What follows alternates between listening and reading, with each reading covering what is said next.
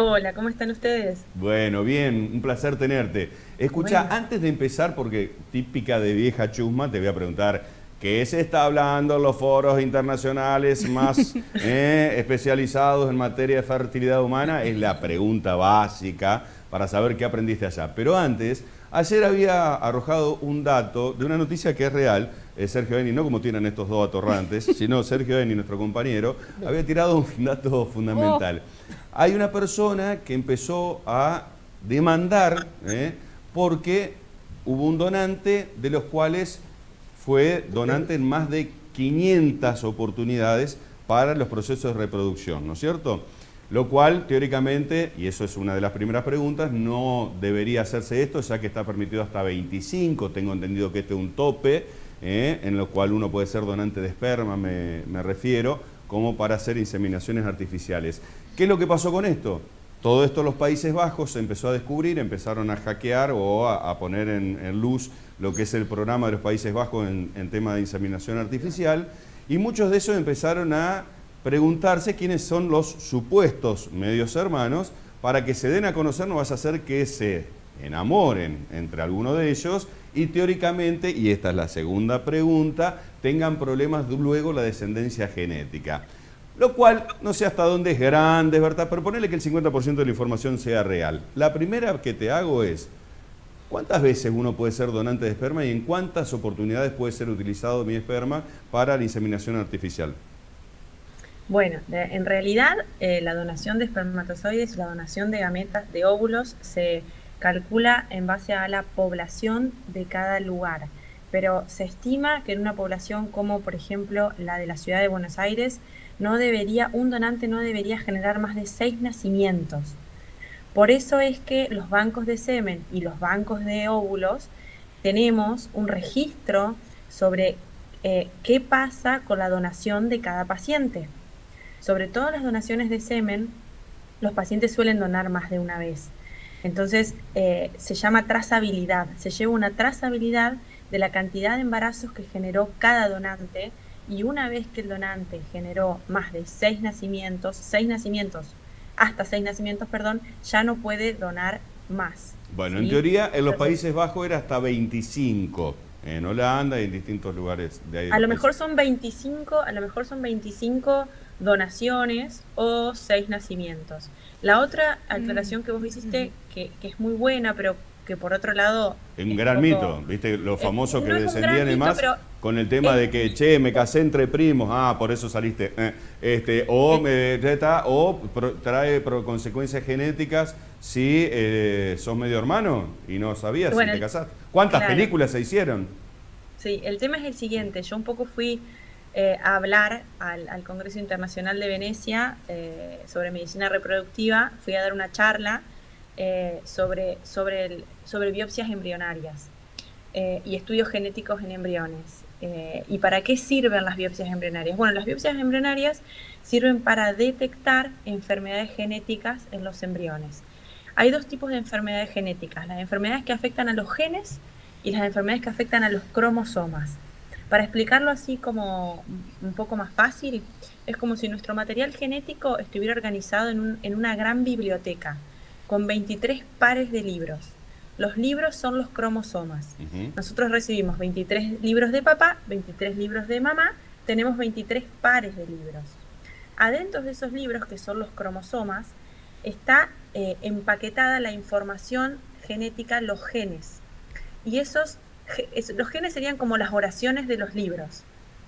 Entonces, lo que sucede entre hermanos, primos, es lo siguiente: existen las enfermedades genéticas recesivas, se llaman, que son las enfermedades genéticas que se manifiestan si nosotros tenemos las dos oraciones mal escritas, la oración de mamá y la oración de papá mal escrita. Ajá. Porque si nosotros tenemos, por ejemplo, recibimos la oración de mamá mal escrita, pero la oración de papá bien escrita, esa enfermedad no se manifiesta. Un ejemplo de eso es la fibrosis quística. Cuando hay nacimientos entre familiares, existe mayor probabilidad de que estas enfermedades genéticas recesivas se manifiesten, porque lógicamente una misma enfermedad genética en una misma familia es más probable que esté.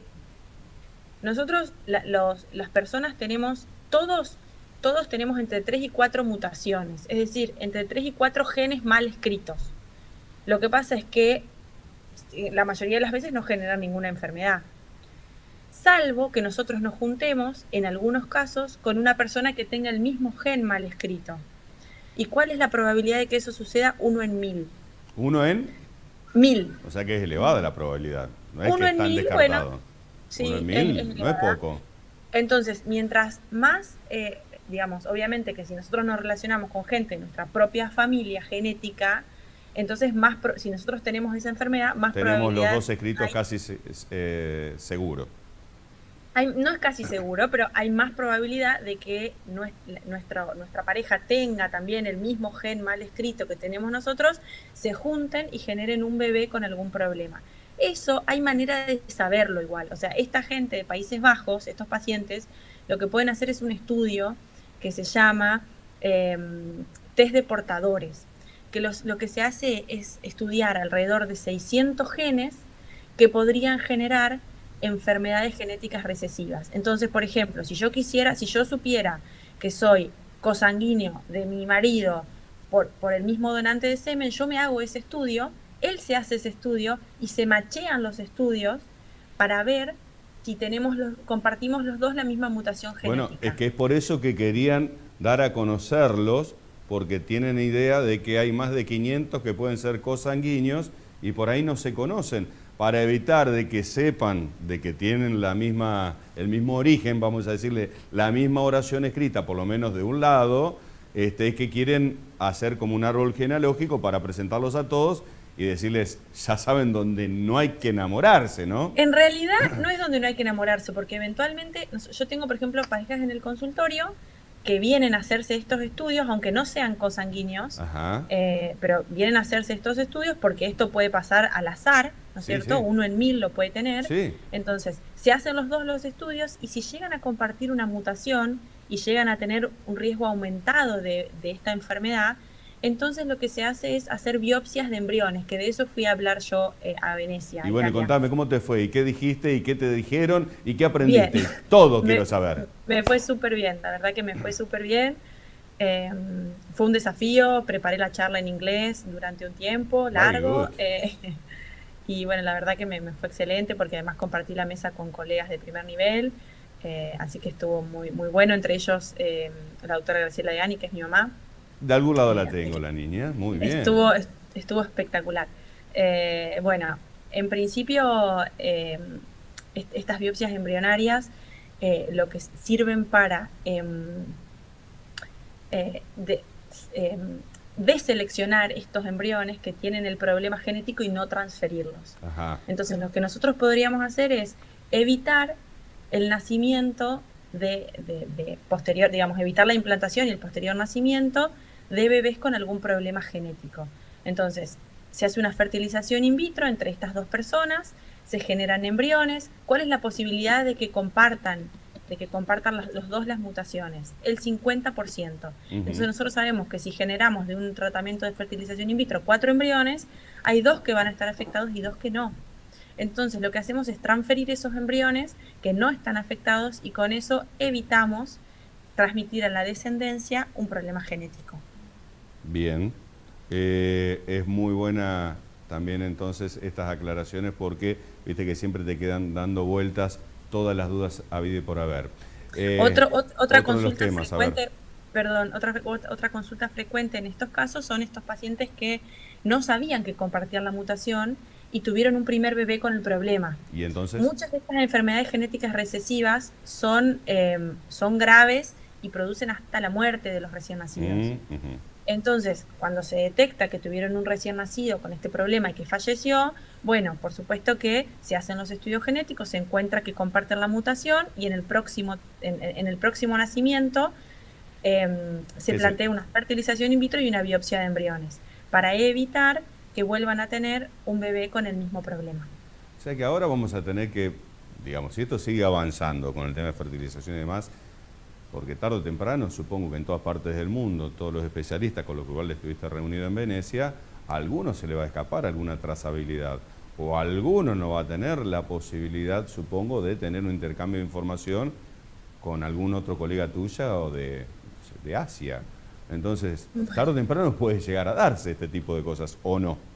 Sí, por supuesto, puede darse, pero puede darse por personas que utilizan banco de gametas, pero también puede darse en la población general. Por eso te digo, cuando disminuyan los costos de estos estudios genéticos, yo Tendría que creo hacerse un que estudio ya como que si fuera de rutina. exactamente, exactamente. De Te hecho, si entendí, este estudio genético no tuviera ningún costo, esto se haría de rutina, digamos, te porque ¿qué entendí. más quiere uno que evitar tener un niño con una, digamos, que nazca un niño con una enfermedad genética Tal cual, grave? tal cual. Doctora, la seguimos desarrollando, porque la verdad que es sumamente interesante y te felicito mucho por el crecimiento que día a día estás teniendo. Cariño Bueno, grande, muchas cuídate. gracias, Horacio. Un Un placer beso como grande. siempre.